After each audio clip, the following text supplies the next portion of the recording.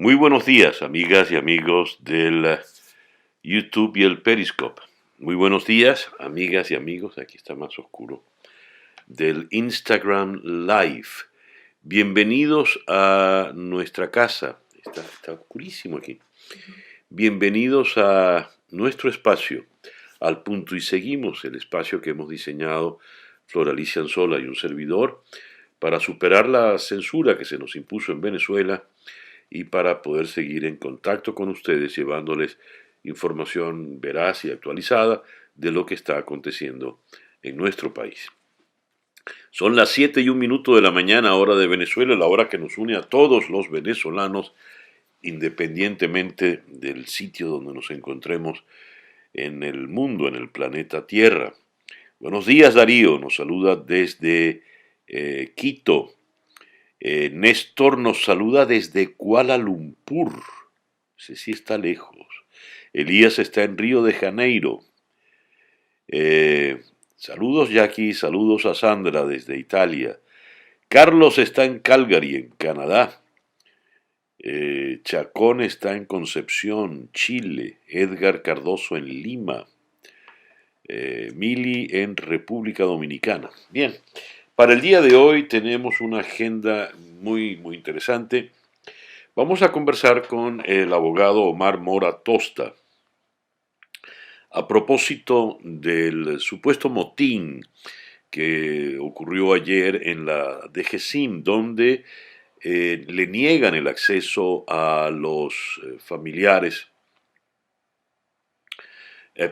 niegan el acceso a los abogados y a los delegados de Naciones Unidas, los dos delegados que dejó la señora Michelle Bachelet. Les niegan el acceso y eso que Maduro le había dicho que cómo no, que pasarían a todas partes.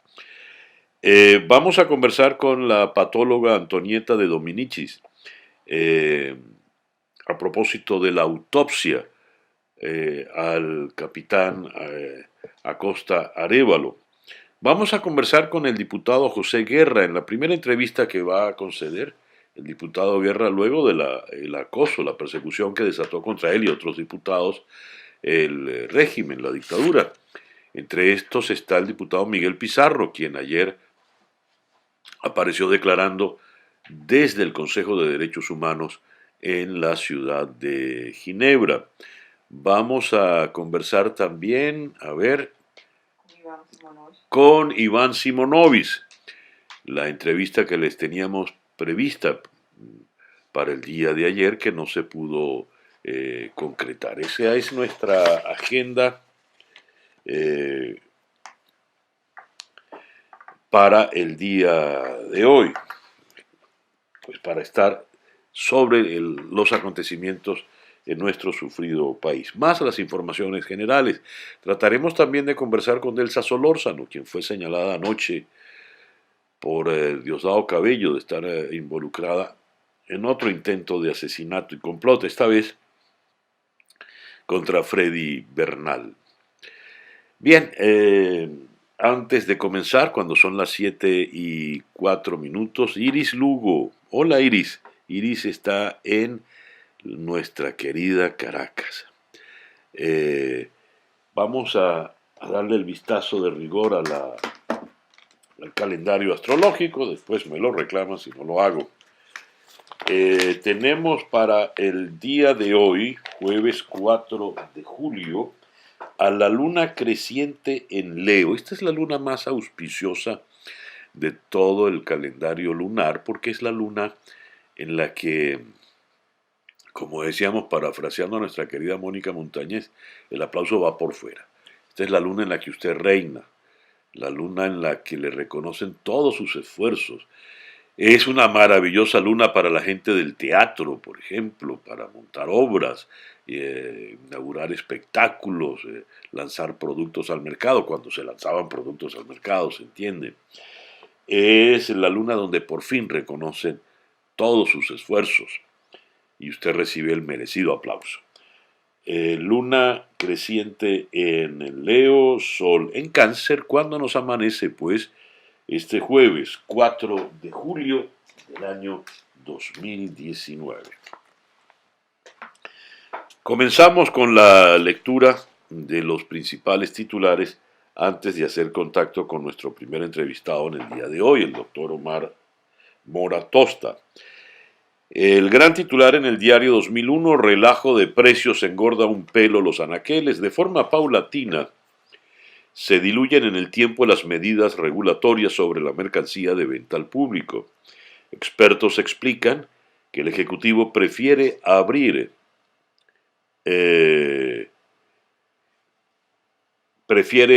una rendija al libre mercado para evitar imágenes de largas colas y estanterías vacías por la escasez.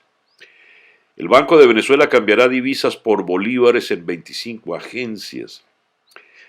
Abrirán taquillas para Petros. Ofrecen apoyo al joven Rufo Chacón desde el exterior. Apagones no dan tregua a la Gran Caracas. Fallas eléctricas ayer en el este de la capital y amplias zonas de Miranda y el litoral central, porque el fantasma de la oscurana pues está presente.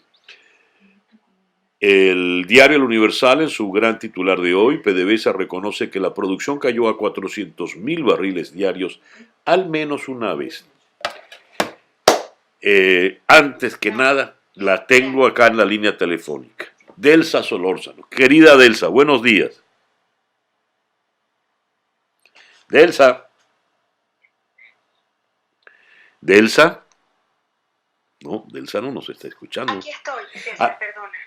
Ok. Delsa, buenos días. ¿Cómo estás? Buenos días. ¿Cómo estás? Caramba, estamos teniendo la comunicación un tanto entrecortada. Delsa, Diosdado Cabello hizo ayer una acusación muy fuerte en tu contra y en contra del diputado Renzo Prieto. Se te acusa de querer asesinar a Freddy Bernal. Yo sé que suena estrambótico y absurdo, pero ¿qué dices tú de esto? Que lo quiero muy vivo, para que la justicia se ocupe de lo que se tiene que ocupar.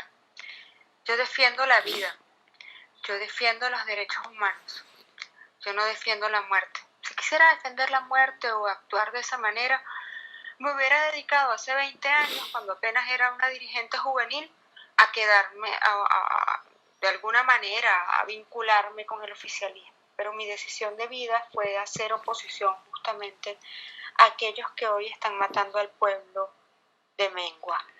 Nosotros tenemos en nuestro poder, y la tienen los organismos internacionales, todas las pruebas que hoy las vamos a mostrar al país de que lo que dice Diosdado es mentira, y del montaje que ha hecho. A todo evento, yo estoy aquí, y el país me va a ver hoy en una rueda de prensa. Delsa, ¿a qué le atribuyes tú este señalamiento, esta acusación de Cabello?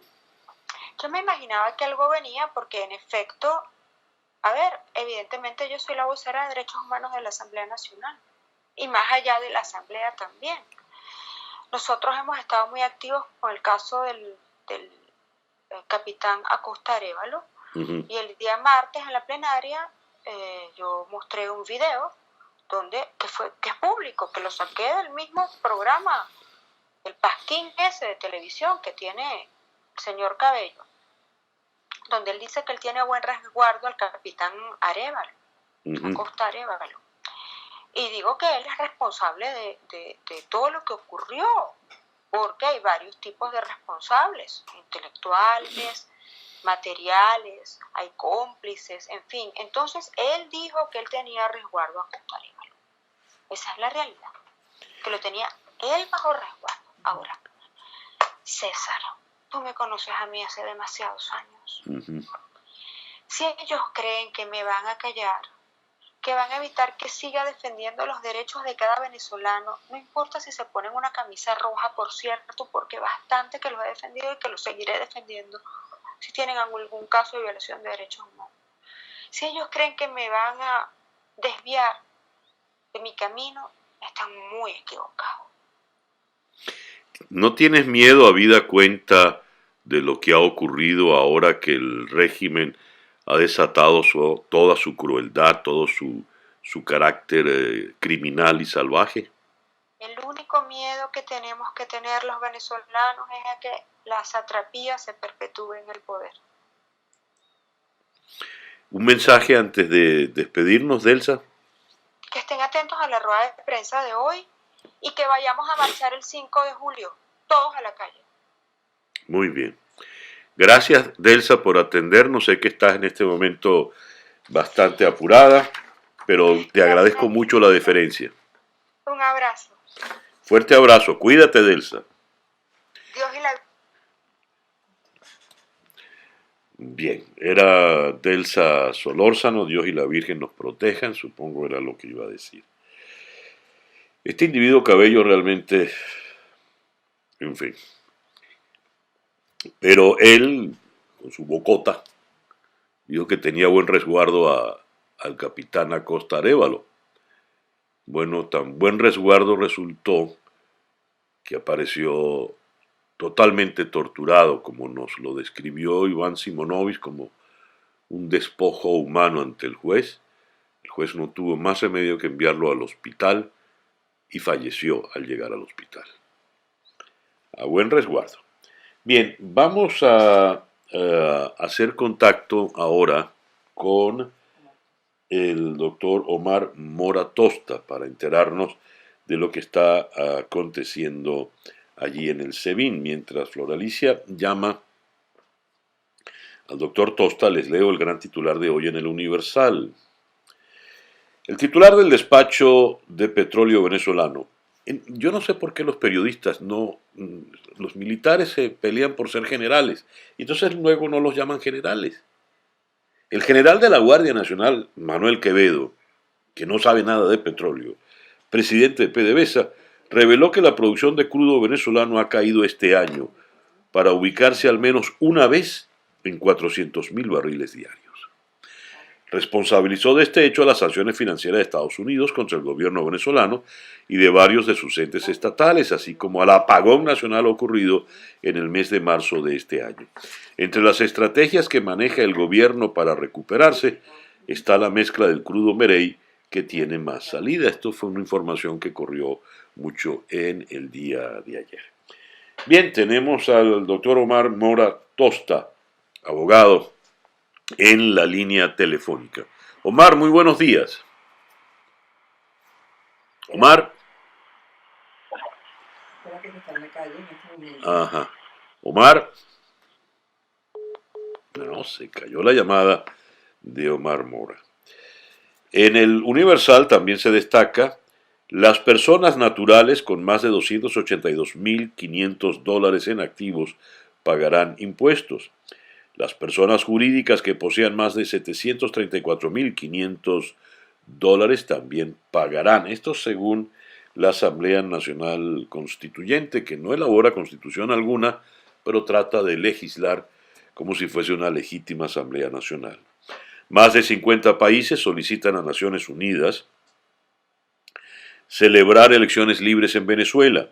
El conglomerado de países instó al Consejo de Derechos Humanos de la Organización de Estados de Naciones Unidas que se concrete un cambio político que pueda conducir al disfrute pleno de los derechos y las libertades fundamentales. En el comunicado leído destacaron que la democracia en Venezuela solo se conseguirá a través de la vía política y pacífica, que incluya la celebración de elecciones libres y justas bajo la Constitución y las leyes. Los países también rechazaron los abusos que comete el gobierno. Y destaca igualmente el Universal: Estados Unidos sanciona a Cuba Metales por importar crudo venezolano. El Departamento del Tesoro consideró que apoya a Maduro. El Departamento del Tesoro de Estados Unidos sancionó a la estatal cubana Cuba Metales, empresa que se dedica a la importación y exportación de petróleo, por apoyar al gobierno de Nicolás Maduro. Por otra parte, a PB Tankers, empresa que también recibió sanciones por los mismos motivos, le fue levantada la penalidad. Con relación al tema impositivo, destaca la página web del Nacional estas declaraciones de José Guerra, a quien entrevistaremos más adelante. No hay actividad económica para pagar impuestos patrimoniales. En Venezuela no hay estadísticas actualizadas que permitan recaudar un impuesto patrimonial. Documentos confidenciales sobre cómo opera el SEBIN. Esto apareció publicado en el Clarín de Buenos Aires.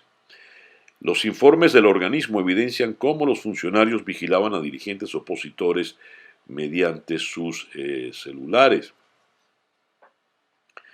Los informes del organismo demuestran cómo desde hace años vigilaban a Antonio Ledesma, Leopoldo López o Julio Borges. Y citan acá declaraciones de Manuel Ricardo Christopher Figuera, el general que dirigía el SEBIN. Cuba influye en Maduro de manera personal a través de comunicaciones y consejos directos que le da Raúl Castro, lo dice Christopher Figuera. Ahora sí tenemos a Omar Mora Tosta. Omar, buenos días. ¿Cómo estás, César Miguel? Buenos días. Omar, gusto estar en tu programa acá. Muchas gracias por atendernos, Omar. ¿Qué ocurrió ayer en la sede del DGCIN?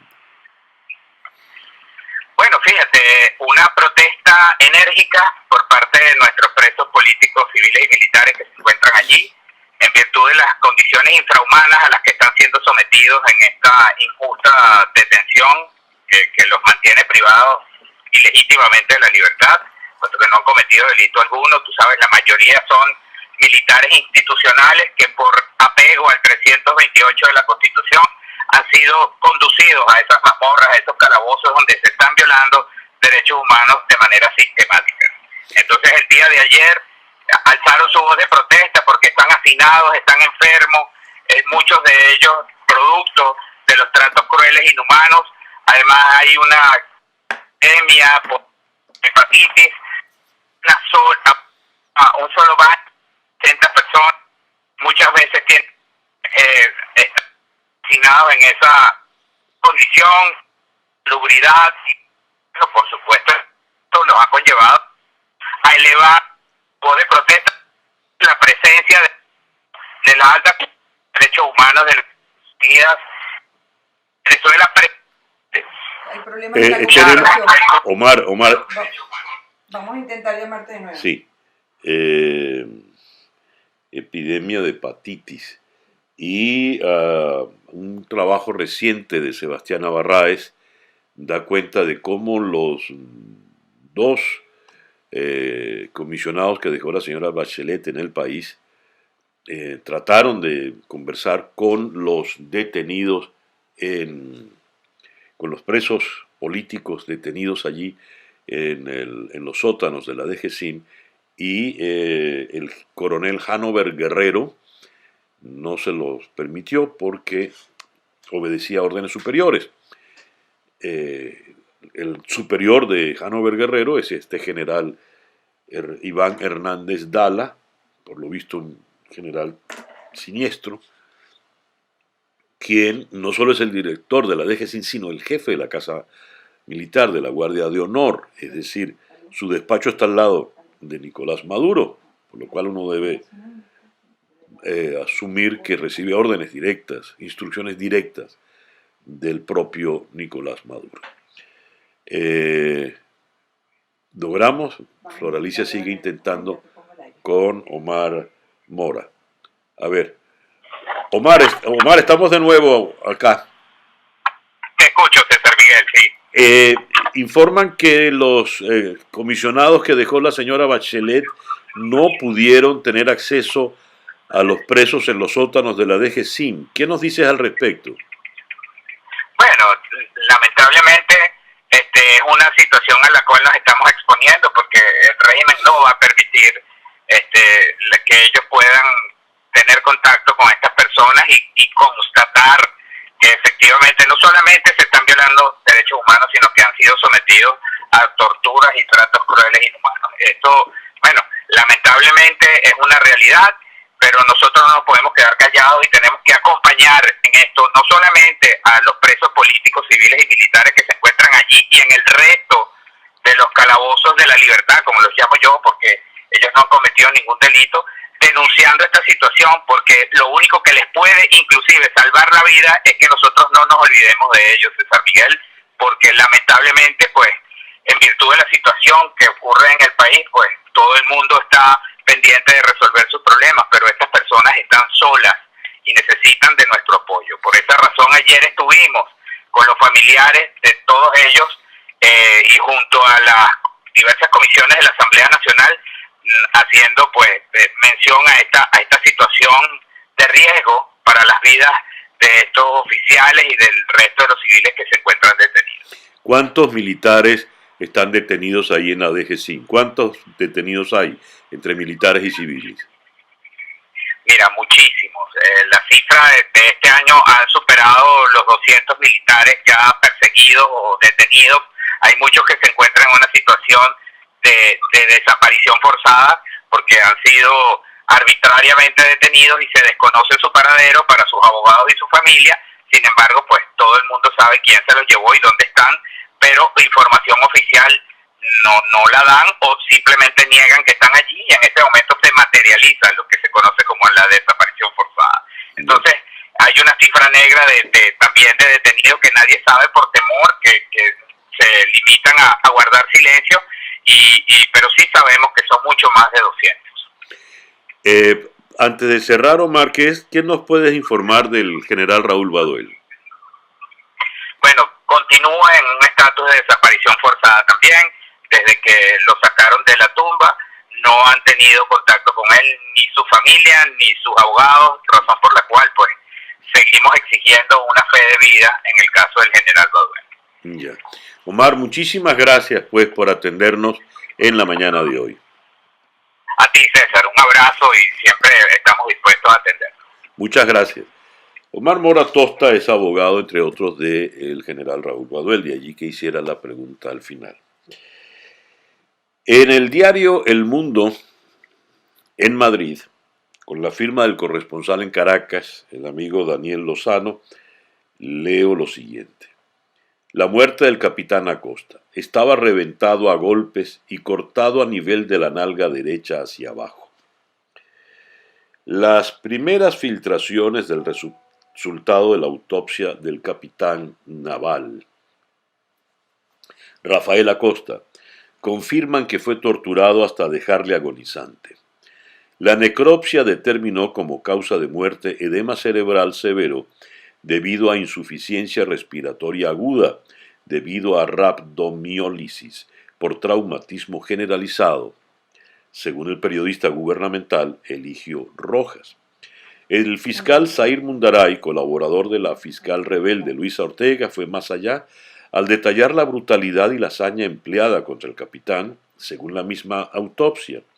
16 costillas rotas, fractura del tabique nasal, excoriaciones en hombros, codos y rodillas, hematomas en el muslo, lesiones parecidas a latigazos en espalda y muslos, pie fracturado y quemaduras por electrocución. Dios, hasta latigazos. A propósito de esta autopsia, tenemos en la línea telefónica a la patóloga Antonieta de Dominicis. Antonieta, muy buenos días. Buenos días, César Miguel, un gusto. Antonieta, ¿qué sabemos de esta autopsia al cadáver del capitán Acosta? Como experta en la materia, ¿qué nos puede decir? Yo quiero aclarar unas cositas antes de comenzar, porque todo eso que está circulando hay que ver si realmente es cierto o no, porque me extraña mucho que salga a la luz pública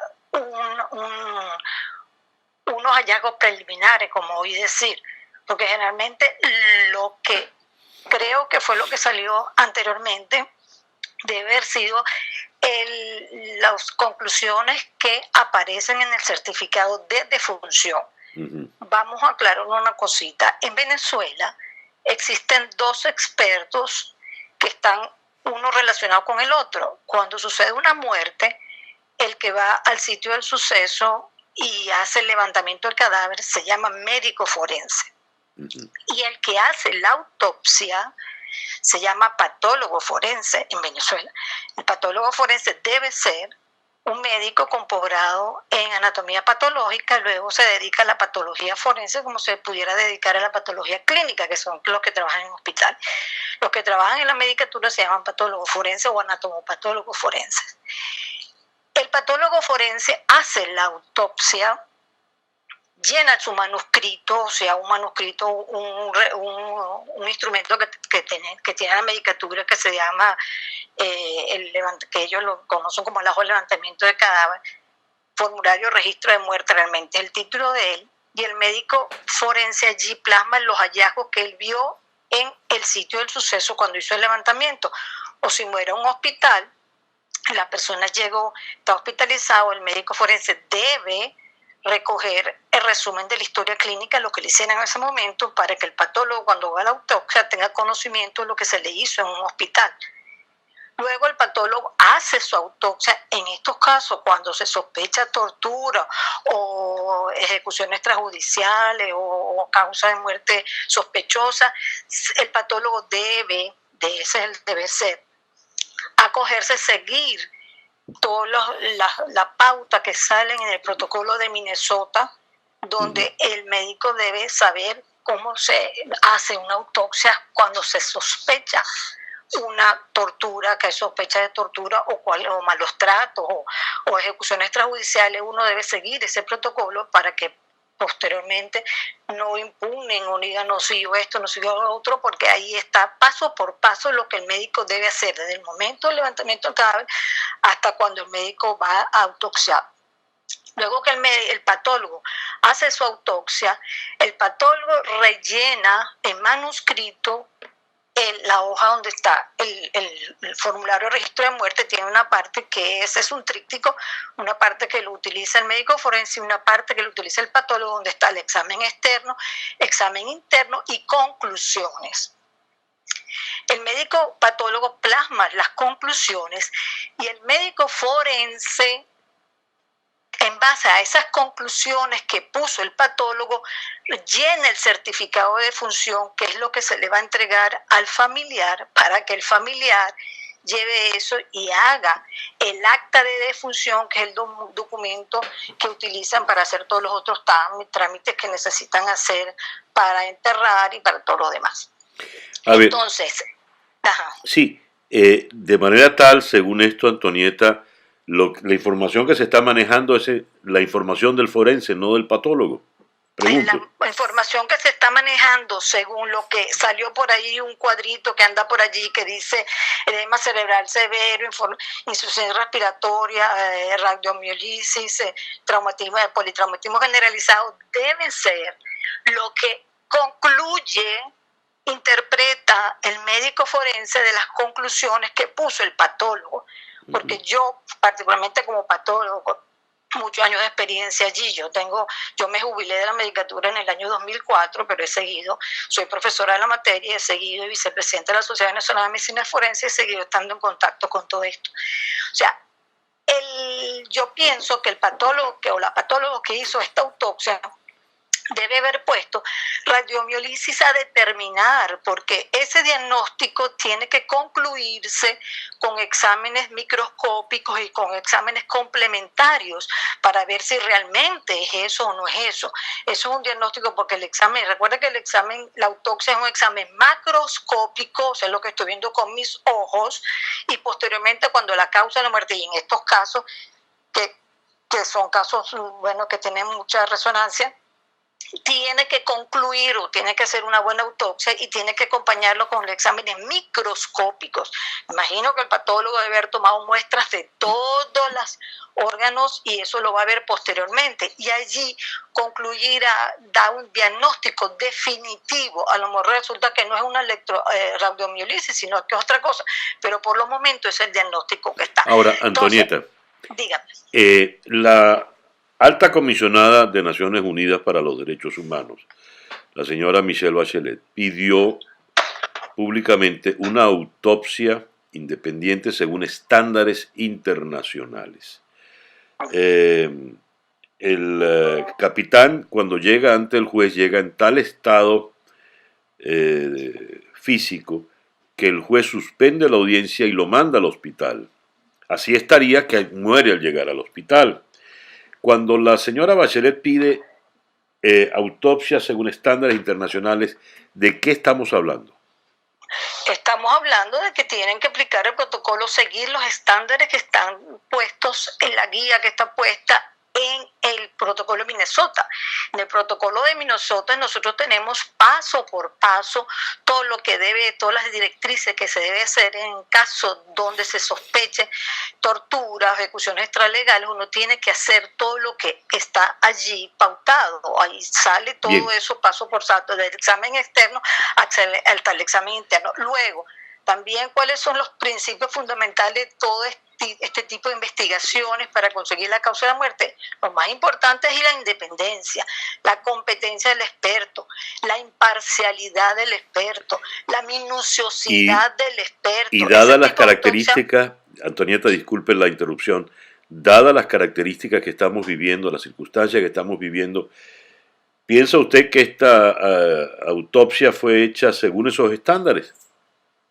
Bueno, yo pienso porque según lo que se lee en las redes sociales y los nombres que circulan en las redes sociales de las patólogos que pueden haber hecho esa autopsia, son patólogos preparadas. Yeah. O sea, son patólogos por dos nombres que circulan por ahí, bueno, no tengo por qué estarlos diciendo, ustedes ya lo han oído, sí. Son patólogos preparadas y creo que ellas conocen porque de la existencia del protocolo en Minnesota y saben que tienen que regirse por sus estándares porque eso es un caso que más adelante tienen que ir a responder delante de un tribunal, ellas tienen que ir posteriormente a declarar, a explicar cómo llegaron a esas conclusiones y qué fue lo que hicieron. Entonces pienso que tienen que haber hecho esa autopsia como debe ser. O sea, muy bien. Vamos a pensar que es así. Bien, Antonieta, le agradezco inmensamente pues que nos haya atendido en la mañana de hoy. Bueno, muchísimas gracias a ustedes. La doctora Antonieta de Dominicis, patóloga, ya jubilada, como la escucharon, pues toda una experta en la materia. Vamos con la situación económica del país. Vamos a contactar al diputado José Guerra. La caída de la actividad económica en el primer trimestre del 2019, según leo en Punto de Corte, alcanzó 40%. Dios, esto según un trabajo del economista Leonardo Vera. En un tuit escribe Leonardo: índice de actividad económica de la Asamblea Nacional muestra caída de 40% en el primer trimestre. Apagones, falta de gasolina y transporte, caída de producción petrolera, parálisis del crédito y bolsillos rotos acaban con nuestra economía. Quedará trabajo para los arqueólogos. Dios. Venezuela, y aquí se cita en este trabajo de Punto de Corte, lo que había dicho el también economista y diputado Ángel Alvarado, al presentar las cifras, cuando dice: la caída de la actividad económica acumuló en la totalidad del gobierno de Maduro 63,4%. Esto coloca a Venezuela como el quinto peor colapso económico de la historia moderna. Nos fuimos al foso. Hablando de economía, el diario 2001 en su gran titular de hoy, en su primera página: relajo de precios engorda un pelo los anaqueles. De forma paulatina se diluyen en el tiempo las medidas regulatorias sobre la mercancía de venta al público. Expertos explican que el Ejecutivo prefiere abrir una rendija al libre mercado, entre comillas, para evitar imágenes de largas colas y estanterías vacías por la escasez. Lo habíamos comentado en una conversación con la economista Tamara Herrera días atrás.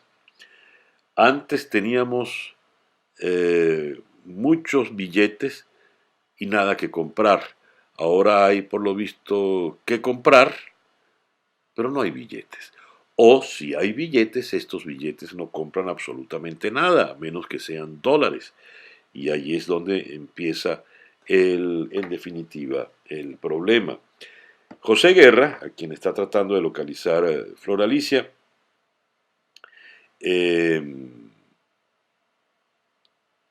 caramba, vamos entonces con Iván Simonovic. Pero José Guerra dijo que aplicar más impuestos en una economía en recesión no es aconsejable, dado que traería consigo efectos negativos como inhibir la inversión, porque si no hay actividad económica, no hay cómo pagar. El régimen, a través de su constituyente, decidió nuevos impuestos. Lo leo ahora en el Universal. La constituyente aprobó una ley que crea el pago de impuestos a los grandes patrimonios. Con ello se pretende cobrar hasta el 1,5% a personas naturales con más de 250.000 euros, de activos y a empresas cuyo patrimonio sume más de 650.000 euros. El constituyente Orlando Camacho señaló que el referido impuesto incluirá bienes, muebles, inmuebles, vehículos de alta gama, motos de alta cilindrada, yates, aviones, joyas, obras de arte, piedras preciosas, minerales, títulos, valores y acciones. Lo curioso en medio de todo esto es que la constituyente, que se supone está allí para hacer una constitución, de la cual no han escrito, según confesión del propio Cabello que la preside, ni un artículo, trata de legislar como si fuese la legítima Asamblea Nacional. Bien, ahora sí tenemos ya en la línea telefónica al comisario Iván Simonovic. Iván, muy buenos días. Iván, muy buenos días. Buenos días, buenos días. Ajá, ahora sí te tenemos, Iván. Ok. Primero que todo quiero excusarme contigo y con tu radio escucha. Ayer no estuve atento a tu llamada, pero fue que aún estando en libertad las pesadillas siguen apareciendo, así que bueno, me disculpo contigo y con tu radio escuchas. No te preocupes, no te preocupes. Iván, 15 años preso. Eres casi un personaje de Alejandro Dumas. Pudiste escaparte de manera espectacular como un héroe de aventuras. Y ahora estás ya plenamente en libertad.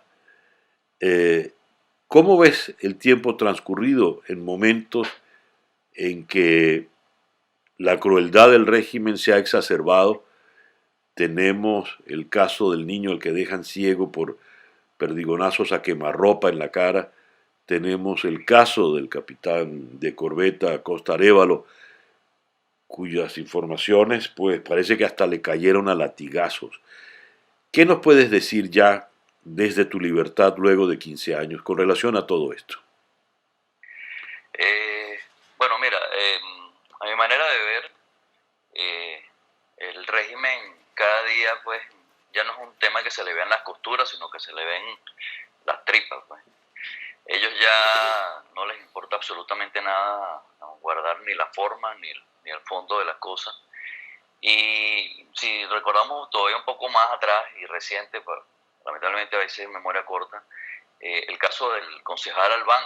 Ese señor lo tiraron del piso 10 del edificio del SEBIN. González López era el director, salió González López por ese inconveniente, o hubo cambios por ese inconveniente, y después lo trajeron nuevamente con otra banda de matones que tienen allí. El caso del capitán Acosta Arévalo, lo que te dice es que, o sea, yo de verdad he pensado mucho en eso, porque yo digo, yo tuve toda la vida trabajando en la policía, y yo no sé en qué cabeza cabe que un funcionario policial presente al detenido, que es su detenido, ante un juez en esas condiciones. Al punto que yo de verdad digo, bueno, no sé si esto es un mensaje adrede para dejar constancia de lo que son capaces, o es que son tan animales que de verdad no les importa. Lo que sí es cierto es que, a mi manera de ver, el tema de la violación de los derechos humanos ya sobrepasó los límites de tolerancia que pudieran haber existido en algún momento. Ya no les importa absolutamente nada. estamos en una dictadura donde de verdad ni la forma ya tratan de conservar. Y yo creo que de aquí en adelante va a ser cada vez peor, porque esto lo que ha sucedido en los últimos 2 años, lo que evidencia es eso. Allí estaba leyendo un artículo donde hablaban que Padrino, conjuntamente con Douglas Rico, el director del CICPC, se presentaron a donde estaba el cadáver del capitán. Y bueno, de ahí salieron y tú dices, bueno, ¿qué hace el director del CICPC allí y qué hace el ministro de la Defensa allí? No pueden estar haciendo otra cosa sino tratar de cuadrar lo incuadrable, porque era tan evidente las torturas, pues que nada. Lo cierto es que, bueno, estamos en una situación, verdad, muy, muy preocupante y que ya el régimen no le importa absolutamente nada hacer daño, matar, asesinar, torturar. El caso del niño, un niño que ni siquiera estaba, como dice, en guarimbas, nada. Él andaba con su mamá buscando gas para cocinar, para comer. Y unos salvajes, unos policías que tampoco tienen la mínima cordura, pues, que posiblemente ese muchacho pudo haber sido el hijo de uno de ellos, le disparan de esa forma y le causan ese daño, pues, irreversible de perder la vista a esa tan corta edad. Estamos conversando con el comisario Iván Simonovic. Iván, acabas de decir esto se va a poner mucho peor.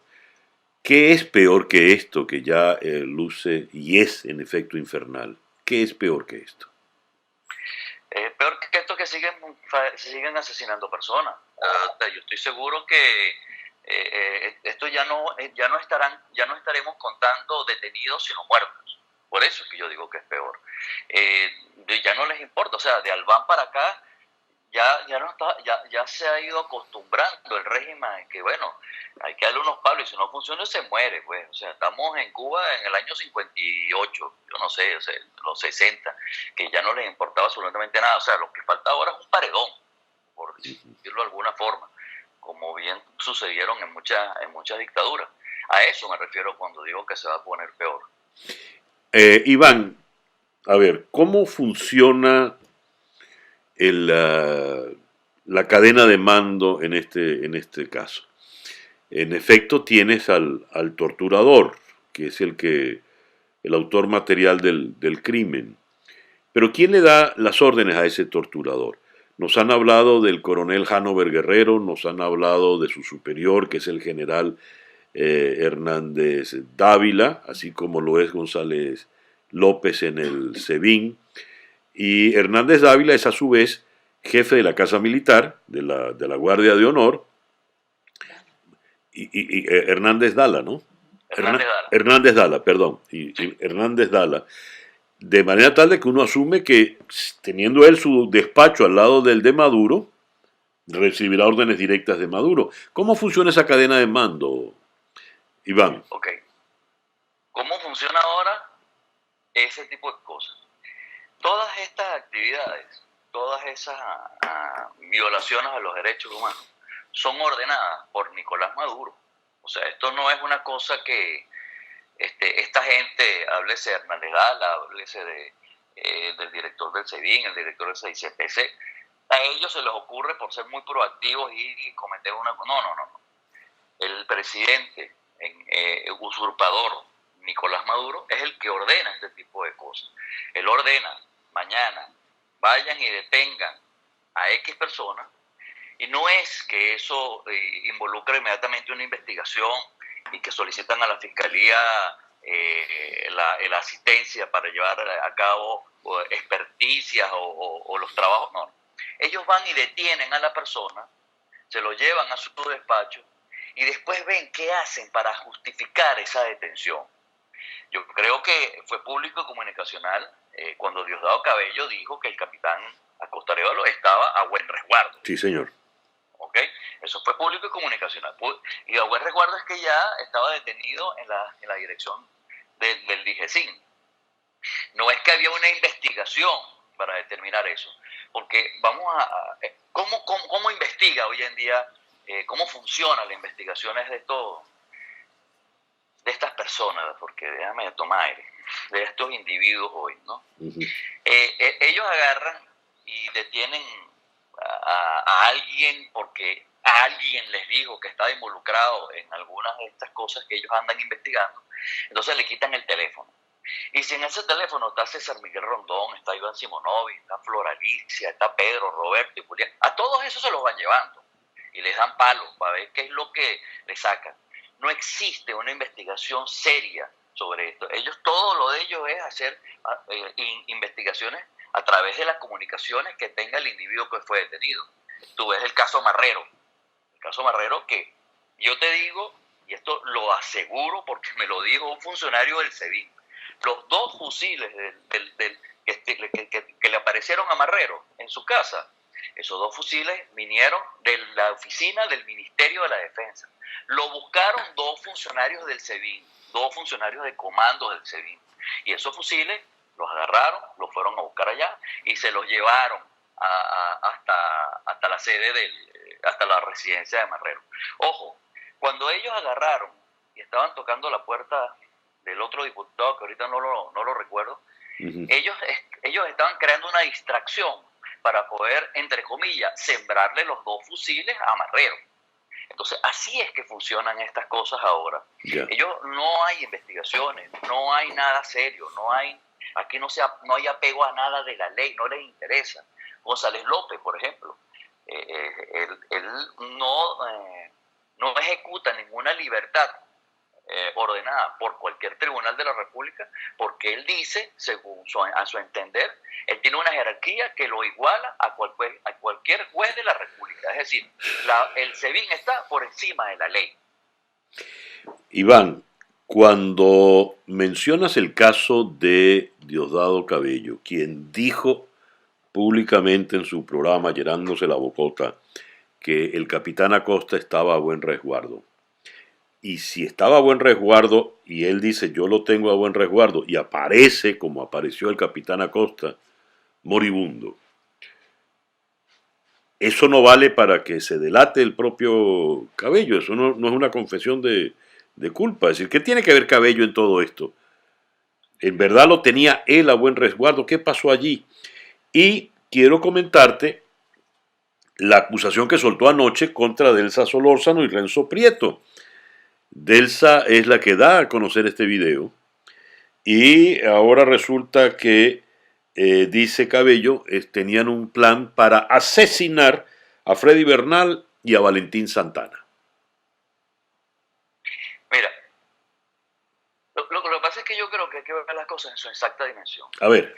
¿En qué país del mundo el presidente, vamos a suponer que eso fuese, que la Asamblea Nacional Constituyente, supongamos que fuese algo, o el presidente de la Asamblea Nacional puede tener, o el presidente del Congreso, puede tener un programa de televisión de este tipo? O sea, ¿dónde sucede eso? Nada más en Venezuela, porque ese no es el trabajo del presidente de la Asamblea Nacional. Entonces, ese señor ahí no trabaja como presidente ni de la Asamblea Nacional ni de la Asamblea Nacional Constituyente, sino como un político más que pertenece a un partido y que, bueno, tiene el poder porque forman parte de la dictadura de poder hacer este tipo de cosas. Eso es número 1. Número 2, es obvio que todas esas cosas que suceden, Diosdado Cabello tiene participación, si no es que la orden la da él mismo. Porque además de eso estamos todos estamos operando todos dentro del estamento militar, donde Diosdado obviamente tiene un poder bastante grande. O sea, eso no es ni siquiera el 6CPC, no es la Policía Nacional, que también está bajo los militares, o cualquier otra policía. Entonces, o sea, si algo yo creo que no cabe duda es que Diosdado es cómplice necesario en todas y cada una de esas actuaciones. Entiéndase, detenciones irregulares, tortura, asesinato, o sea, toda esa lista de compras de ese supermercado de torturas y de asesinatos, en todas esas, el que nunca va a faltar es Diosdado Cabello. Diosdado Cabello ni con la oposición ni con los del régimen está bien. Estamos conversando con el comisario Iván Simonovic. Iván, tuviste un escape sin duda espectacular. Tienes fama de ser el Rambo venezolano, un policía con mucha experiencia, cualquier cantidad de condecoraciones, eres piloto, puntería perfecta, en fin. Ahora, evidentemente, en un escape tan complejo, contaste con la ayuda, la participación de mucha gente y gente evidentemente del régimen. No voy a pedir que entres en detalles que puedan comprometer a estas personas, pero sí se cae de bulto que si contaste con esta ayuda es porque allí adentro hay gente que no le gusta lo que está pasando o que están dispuestos a que un personaje como tú, el preso más antiguo de la dictadura, pueda salir en libertad. Me gustaría un comentario tuyo al respecto, por favor. Bueno, tienes toda la razón. O sea, es complicado que un país en dictadura, un preso emblemático, sin ningún tipo de documentación, ampliamente conocido físicamente, pueda abandonar el país, pueda pasar por otros dos países sin documentos. La única forma de lograr eso es con el apoyo, y ciertamente aquí participaron dos grupos, uno por parte de la policía y otro por parte de la Fuerza Armada, que me ayudaron en esta tarea. ¿Por qué sucede esto? Bueno, porque realmente yo soy de lo que digo, y esto me lo corrobora, que existe una memoria genética en estas organizaciones, bien sea policía o Fuerza Armada, que quieren, o sea, que desean volver a la democracia, que ellos saben que todo lo que está sucediendo no está bien. O sea, con preocupación muchos de ellos dicen: mire, comisario, lo que pasa es que cuando hay un procedimiento yo trato, bueno, me da diarrea, me escondo, me salgo a buscar comida para que no me elijan y me metan en esas comisiones locas, así mismo le dicen, las comisiones locas del gobierno. Entonces, ellos sencillamente por sentido común no quieren participar de esto. Y por otro lado, son individuos que ingresaron a estas organizaciones y su ideal, su sueño era estar en la policía o en la Fuerza Armada, instituciones que fuesen serias, con líderes, verdaderos líderes, con entrenamiento, con equipamiento adecuado, cumpliendo con su labor en cualquiera de las áreas que le corresponda, no en una persecución despiadada contra los ciudadanos de un país que eventualmente no estén de acuerdo con lo que dice el régimen. Entonces, así sí, hay mucha gente dentro de estas organizaciones, ojo, que viven y padecen exactamente lo mismo que cualquier venezolano hoy en día en el tema de la comida, en el tema de las medicinas. Así es la verdad. Sí. Iván, ya para concluir, por un lado sales, apareces públicamente y apareces nada menos que en Washington, reunido con autoridades importantes del gobierno de los Estados Unidos. Y se entiende, y has dicho que has salido a trabajar. ¿Cuál es tu rol ahora? ¿En qué estás trabajando? Que se pueda saber, evidentemente, ¿no? Sí. En primero, tengo un compromiso con estas personas que me ayudaron a salir, que me pidieron que por favor me hiciera eco de todas estas cosas, y que ellos lo que quieren es denunciar o nutrir los expedientes que ya existen sobre corrupción, narcotráfico, violaciones de los derechos humanos, de los casos que existen y los que no existan, que se abran, y que ellos me van a ayudar a aportar información que va a servir para eso. Eso es uno de los puntos que tengo. Y con el presidente Guaidó me ha pedido que yo sea parte, o sea, que liderice un grupo de funcionarios con gente que va a estar conmigo para poder establecer enlaces con las diferentes agencias de investigación e inteligencia de los Estados Unidos y ver cómo, digamos, profundizamos en los casos que ya se están aperturando, se han aperturado, para que en el momento de que se lleven a cabo los juicios todo eso esté cumplido. Por otro lado, yo tengo una agenda ya personal y el lunes estaré llegando a Washington nuevamente. Y es que he estado solicitando, estoy pidiendo al Congreso de los Estados Unidos me sea dada la palabra en una de sus sesiones, porque quiero plantear a ambas cámaras y quiero hablar del tema de la violación de los derechos humanos en Venezuela y pedirle al Congreso de los Estados Unidos medidas urgentes en este sentido. Iván, ¿crees que estos funcionarios que participan o trataron de no participar en eso que defines como comisiones locas, podrían ser los testigos para enjuiciar a los responsables del régimen? Absolutamente, absolutamente. Una vez que ellos, que el régimen desaparezca y que estas personas todas pasen a juicio, las que pasen a juicio, yo diría pues que estoy convencido que todas estas personas se pararán ante el tribunal, ante el juez que le toque en estos casos, y así como en el juicio de Nuremberg declararán y dirán lo que ellos saben sobre esos jefes que los llevaron muchas veces ojo, hay algunos de ellos que fueron parte de estas cosas, es decir, sí.